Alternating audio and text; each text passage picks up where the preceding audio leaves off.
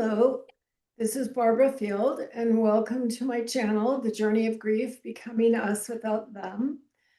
I started this channel so there would just be a place to talk about grief, all kinds of grief, where people could know that there's others like them that share this journey with them, and that the way that you're grieving is exactly the way you should be grieving. And today I've asked Gabrielle Dietrich to be with us to talk about her experience of grief. So how about if you introduce us to you and tell us about your work and what that has to do with grief? Well, hi, thank you for having me. I'm very excited and very nervous to do this, but I'm very excited mostly. I'm Gabrielle, and I have a company, Beja Flor, where I teach children and adults cooking and art and just kind of everything in that world, and with classes and workshops and summer camps and all of that. And when we first spoke, you had asked kind of, do I ever get presented with this, like, not challenge necessarily, but with the opportunity to work with children when they're in a grief process. And it's funny because I realize actually how often that happens with my work, but the way that I approach it, I think, changes my relationship with grief work. Because for me, the work that I do specifically with children, with adults as well, but specifically with children, is to create space for exploration without hard line expectations. And so for me, I'll get calls from parents that'll say things like, oh goodness, the so-and-so is feeling nervous about coming into camp today because of our animal died. This happened this summer. Our animal died last night. We had to put them down and they're very sad, but they want to come. Or this weekend, we're telling our children that we're getting divorced and we're signing them up for your class so that they can have something to do while trying to reel in this information. And while it's very helpful to get that information, it almost doesn't change the way that I conduct the energy of the room. And so I try to think about working with children in creative spaces as a way to help them form a habit body and this kind of underlying hum in the background of themselves in themselves. And so that they have I'm trying to build this confidence of my hands can do this work, my body can do this cleaning, my mind can create these things. And it's kind of this contained space where everything else in the world can continue to rumble around in there while they get to do a very rhythmic activity. And so I think people often think of art as kind of a finished product or cooking as a finished product and forget that most things that are done by hand are very repetitive processes.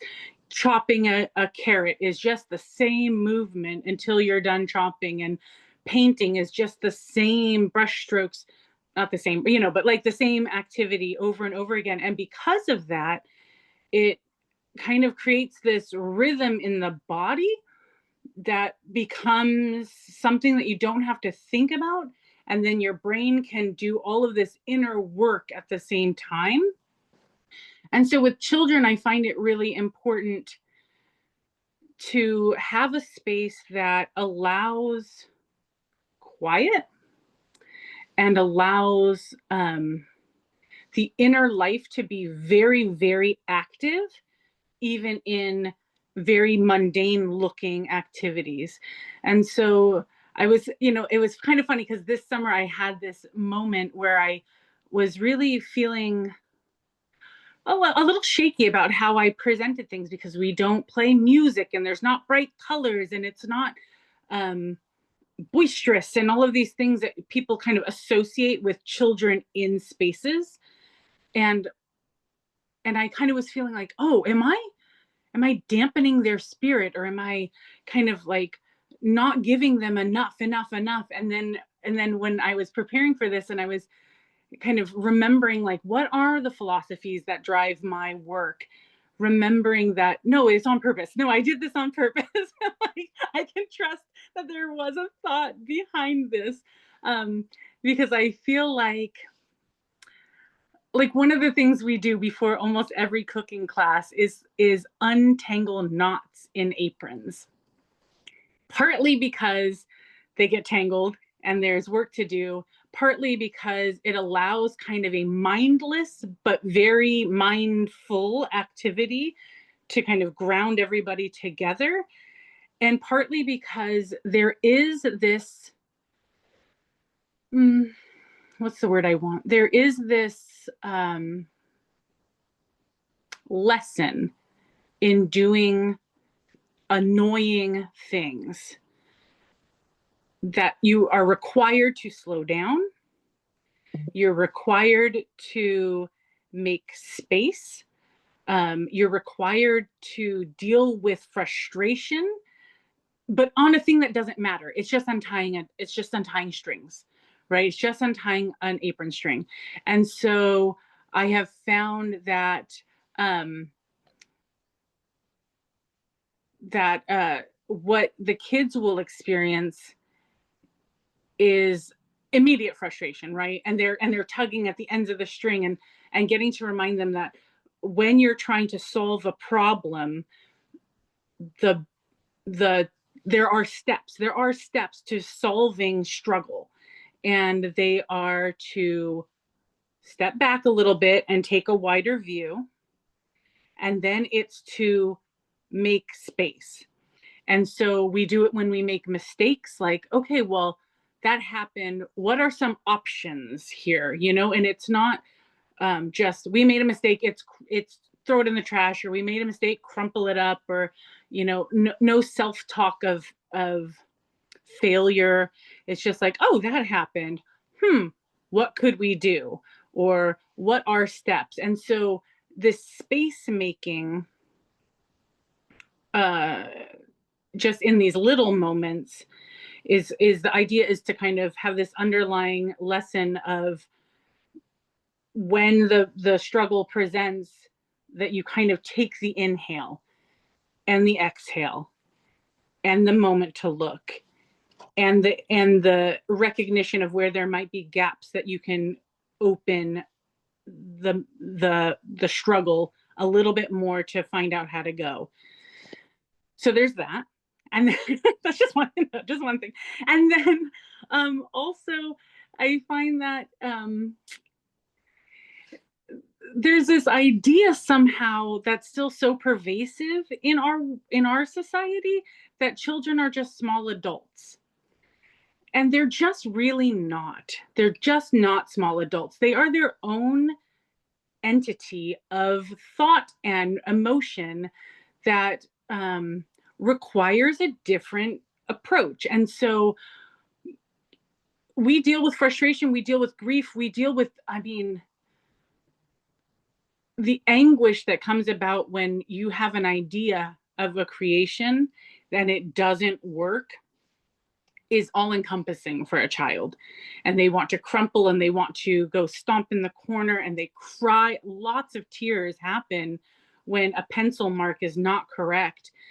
And it's usually the kids who are dealing with real, like, big grief stuff outside of the room don't have those reactions. They are much quieter usually in the struggle.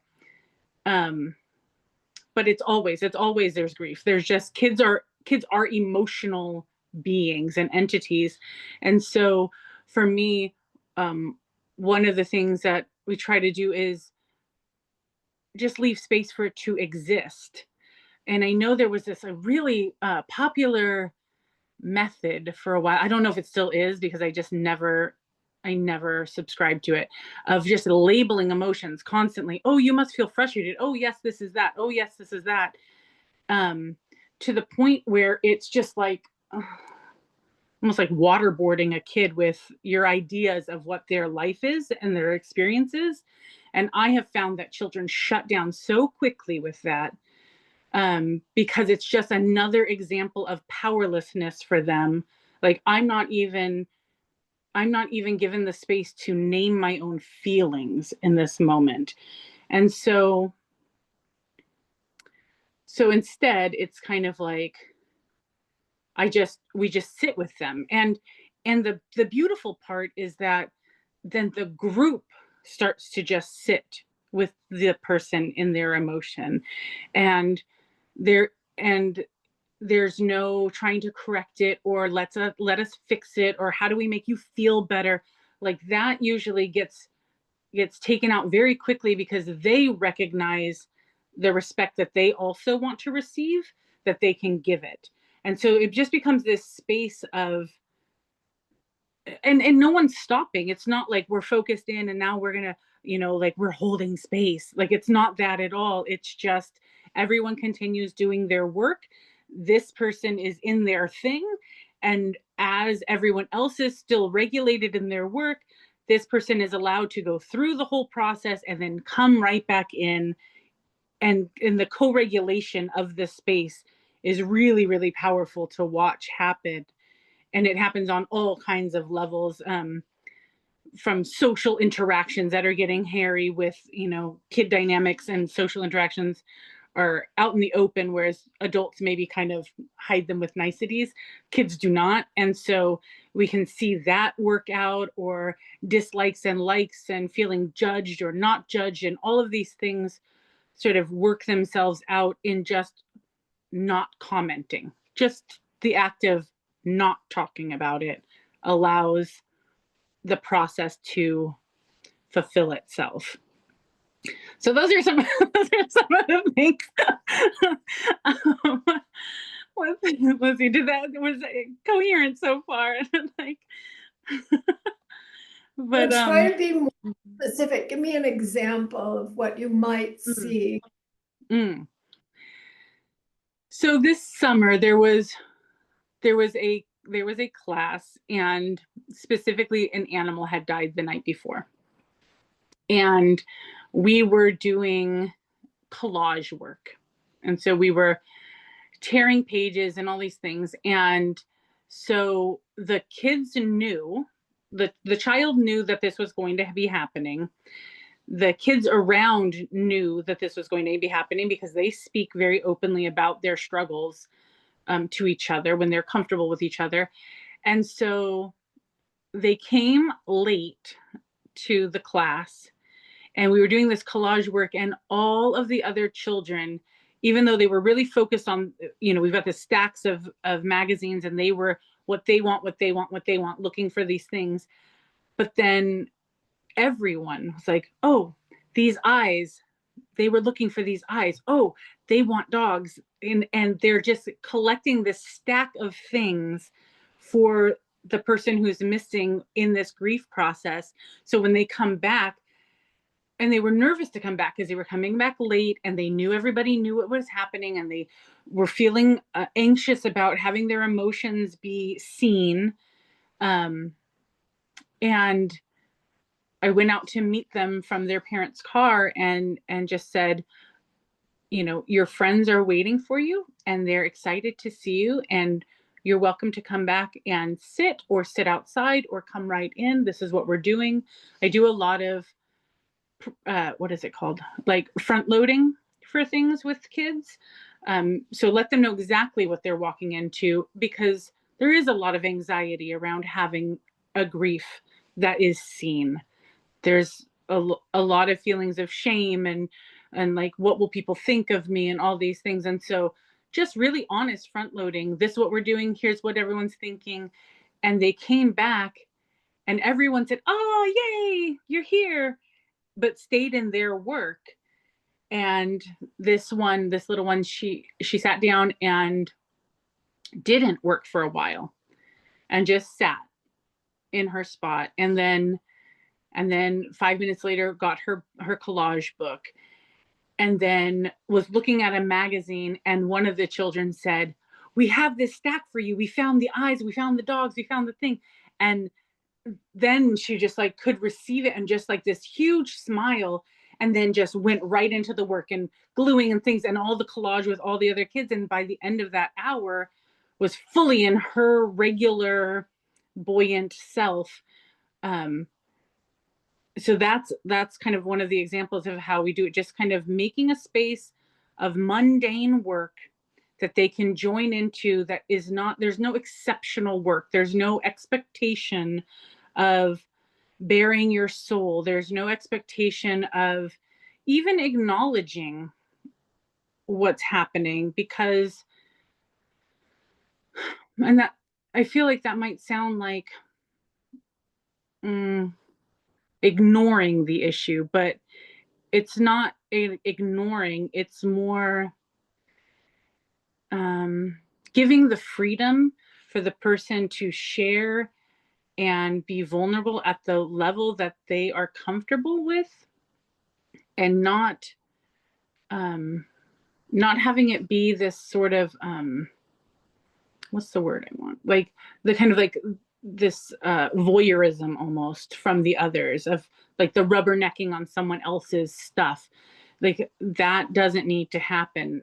So if something is big happening, there's a lot of neurodivergent children come in, and things will set their sensors go wild sometimes. And so we go into a quiet area or outside the room and just kind of a quick, like, okay, I'm seeing something's happening. Would you like to discuss it?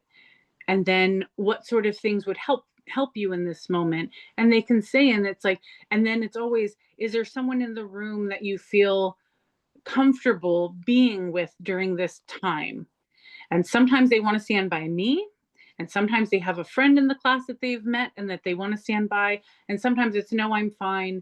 But giving them the opportunity to really dictate how they interact in the group is yeah, I just feel like it's really important to let them have as much agency as possible with how, why, and what they share, and not expect, and not fix anything. So yeah, there's that.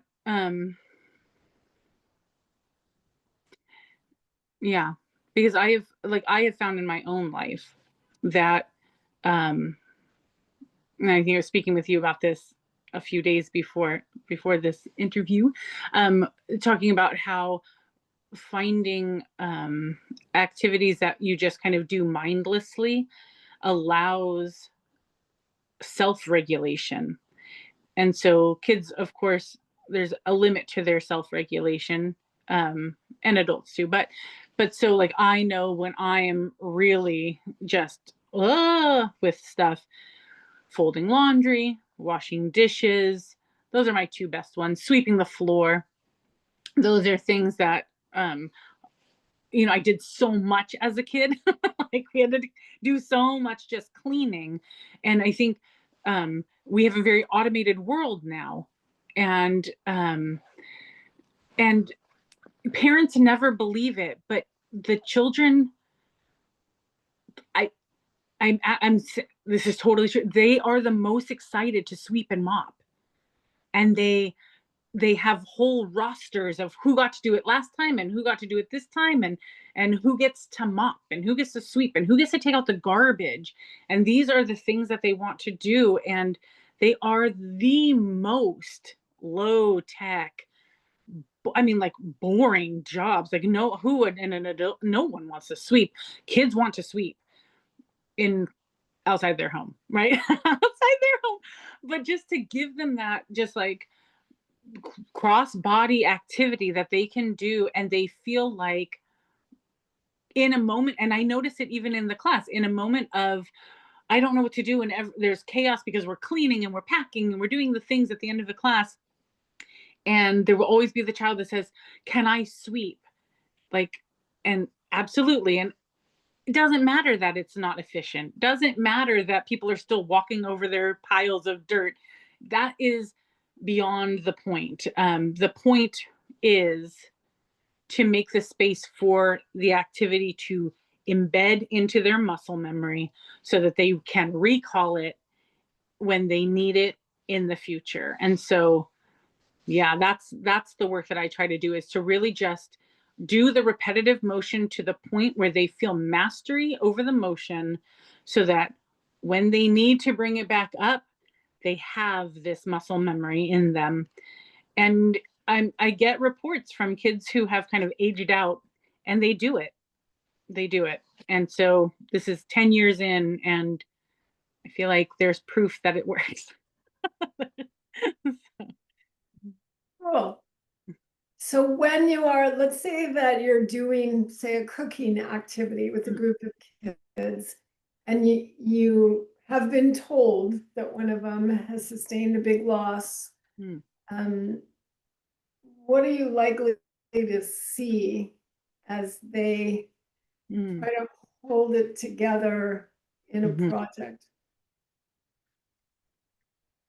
Generally speaking, if one of the kids has done a big loss, I will position them closest to me, um, because then I can know, because because then I can attune myself to them and kind of do that regulation process, and just kind of slow my movements down a whole lot. I slow my breathing down a whole lot. Um, I chop very carefully. I point out, they say those things of like, find 5 things you can see, 5 things you can smell, that you can touch, to kind of bring your anxiety down. I will do that kind of for them, like, oh, I'm noticing that you're doing this kind of chop, or have you tasted this ingredient yet? What do you think? And just kind of bringing them back into body sensations. Because generally speaking, for children who have like a large loss, and I think pets are actually one of the largest losses for kids, um, that I've seen. I mean, like, divorces happen, but that one I think is kind of a little bit esoteric for them before it actually occurs. Um, but so the pet loss is very big. And what I notice is that generally speaking, they are not withdrawn. That's not the right word, but self-contained. They're just kind of, they make themselves a small space. They focus on a very, like, very focused eye movements, very focused hand movements, where other kids will be looking around and talking and joking and laughing and stuff. The kid who is dealing with something, even if they're speaking, their eyes are very direct at what they're looking at usually. And that's one of the ways that I can tell when they're kind of completing a regulation and kind of a coming into the whole group, is that they start looking around a lot more and engaging. What do you call it? What is that word? Ocularly. Like, they're engaging visually with others, and they're looking up. The looking up and looking around is like, that's the key to say, oh, here they are, they're back with us, they've made it through the emotion, and they're back with the group. And some of them won't, some of them will stay down for the whole day. That's fine. Like, it's fun. Some things are large emotions, but I think in general, kids still have that knowledge of how to go through the emotion, instead of just brushing it off or fully dissociating or whatever. They do want to go through that emotion and get to the other side of it. Cool. And then what are the ways that you see students in your classes sort of go to the grieving person, make gentle offers or anxious offers, or Mm-hmm, over mm-hmm. forming. What are the ways you see others respond to someone who's deep in grief? I think it really is that kids operate in the level of community care. And so they know, we all know when someone's off, they know. And it's never really said to the whole group, but they'll know, and they'll do stuff. They will say little things like, "Oh, that's really pretty that you did that." And I have noticed that without knowing, their voices get quieter, their voices get softer, their movements get more controlled, like kids can be all over the place. They have controlled movements, softer talk, and usually more like not whispering, but almost like conspiratorial, kind of like, "Hey, I noticed it, da da da da da," and they just kind of have this, like they are inviting the engagement, and they're inviting the child to come out of themselves and meet their eyes and have a little smile or feel a little cared for. And so definitely things and you'll notice it when kids are getting anxious. So it's not even when kids come in a bad mood, but sometimes something will happen and something will be said or a disappointment will happen, and the kid will just and pull right in. And I don't think I've ever experienced the question of like, what's wrong, from a child to another child, or even what happened. They don't care about that. I've noticed they care to say, "Oh, do you need help with?" And they just offer the help.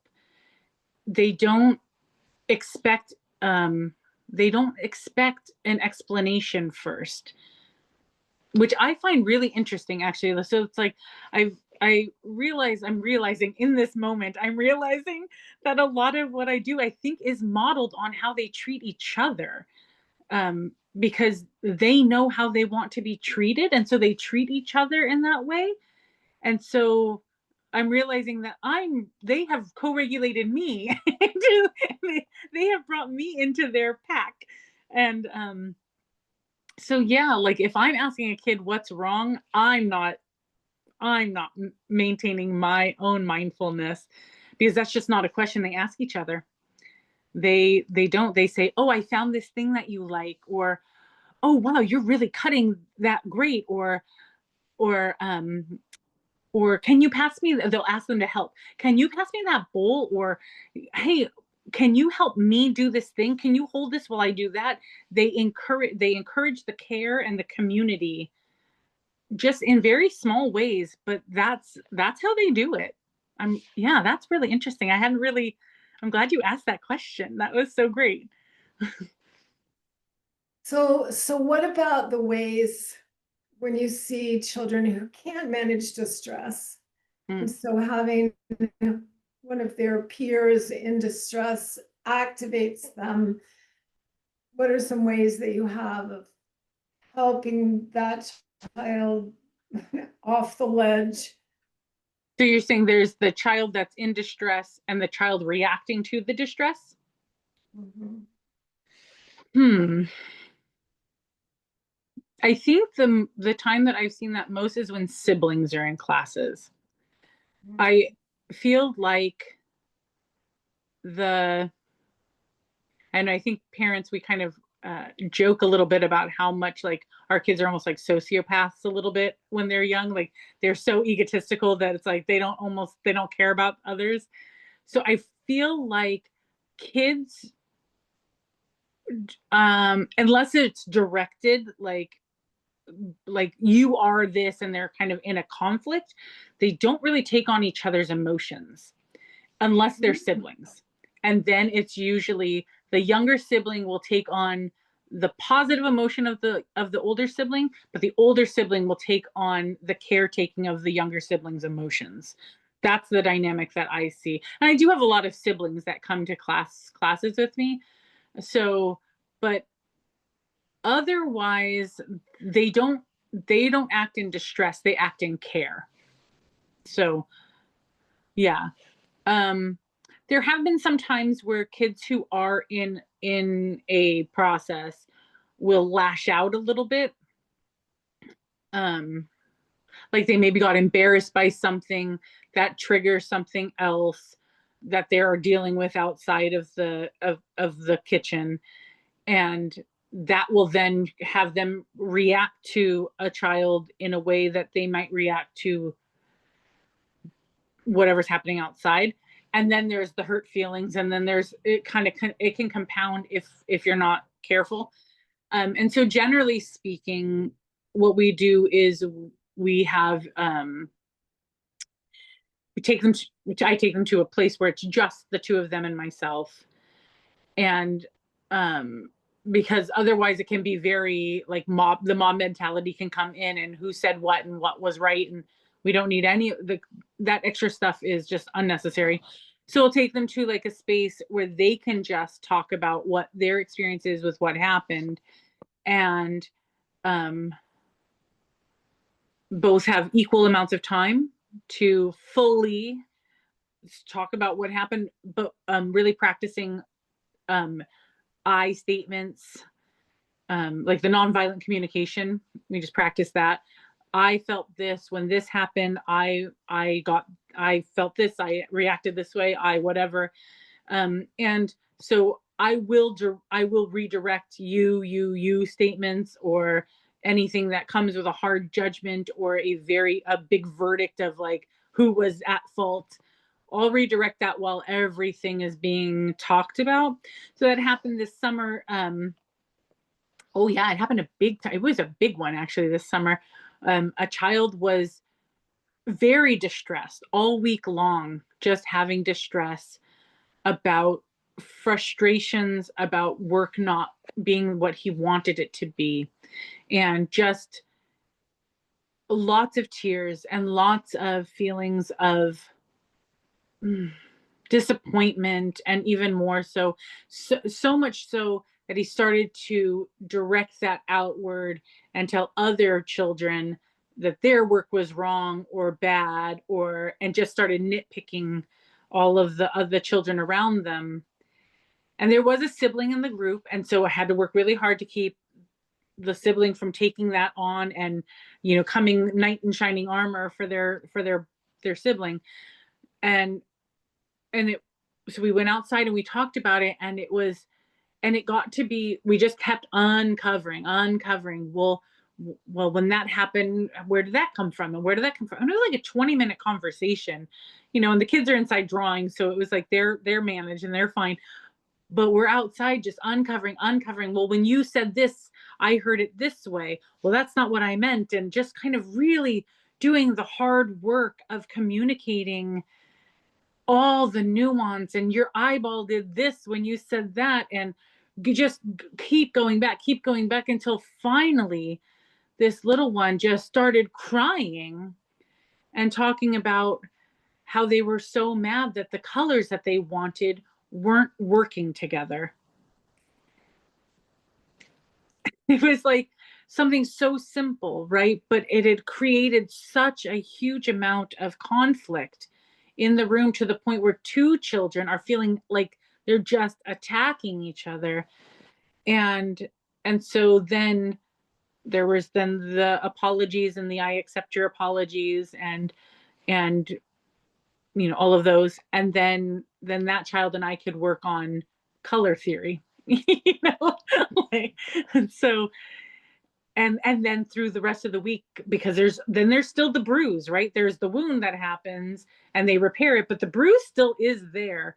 And so this idea that like, oh, and then we're over it, that's not true, right? Every day that week, something would press on that bruise, and we would have to, as the three of us, remind each other that this is not the intention, and this is how did we decide to speak to each other. And by the end of the week it was fine, but like really had to stay on top of that so that it wouldn't reopen and start it again. So So they're so very lucky that they have you for their instruction. They think that they're coming for like an art class or a cooking class, and they end up with interpersonal communication 101. Yeah. Well, we all know, right? Cooking with other people is where fights happen. That's true. Absolutely. So, at the end of my videos, I always ask people for 1 minute wisdom. Like if people ignored everything we talked about here, and you just could leave them with one thing, like Yeah. one thing you want them to know about children who are grieving and Mm-hmm. possibly how to create these gentle, Mm-hmm. mindless activities that they can just sink into their body, Mm-hmm. not have to worry so much and feel so hard. I think the number one thing is to slow down. Slow your speech down, slow your movements down. Really do the work as an adult to know internally what things can be cut to make space in your day. And then to pick a very, very analog activity, folding washcloths, wiping the counter, stacking the plates, something like that, and do it near the child. Quietly and calmly, without any words. Just do these things that are ways that your child could engage. Drawing, just pick up a crayon and start making marks on a page. Something that's quiet and has space for them to engage into it if they want, without any verbal cues.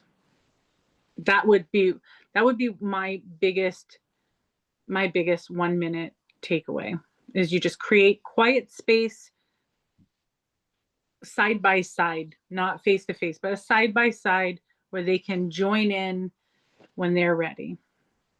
But without expectation that they will join in. I'm here with you as you are, without saying those words. Yeah. I love it.